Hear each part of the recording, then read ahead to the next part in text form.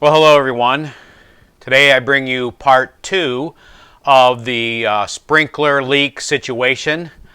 Not even probably 20 minutes after I finished the video for last week that we discovered that the water had then made its way down into the nursery, the children's room just below those restrooms outside the sanctuary, and we had an ever-increasing leak as the leak had moved back the pipes of the sprinkler system and sprung in other places.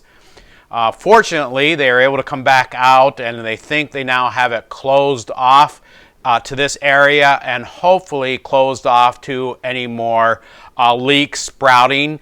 They have a component ordered that hopefully will be in very soon, that hopefully when hooked back up, we then can add the new pipes in, and that will hopefully be the end of it in terms of leakage. Of course, then we have to replace ceiling tile and clean areas and so forth. So keep that in your prayers for a hopeful resolution that we get this resolved and can move on to other things.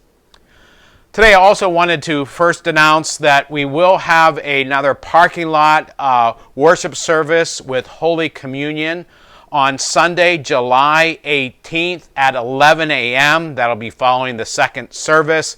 The reason for this is we know the number of cars and people participating will obviously be much less than in previous times as people are now coming back. But we know there are some who are not ready to come back to in person, who have not received the sacrament of Holy Communion for a while. So this is an opportunity to worship again in the parking lot and receive that sacrament. More details on that as we draw closer to that time.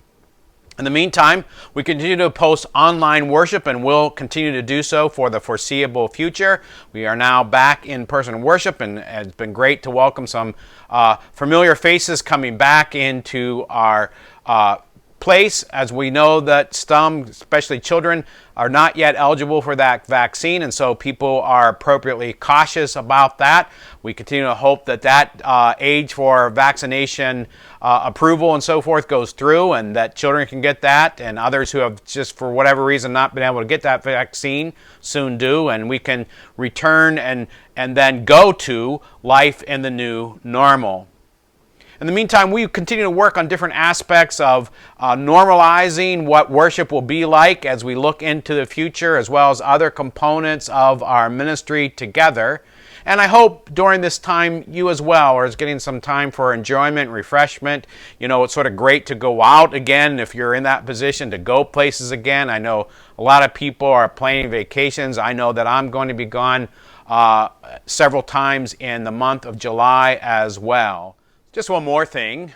As I mentioned at our in-person worship on this past Sunday, I brought greetings from the Northeastern Ohio Synod. We just completed our Synod Assembly hybrid version this year with people online as well as in person.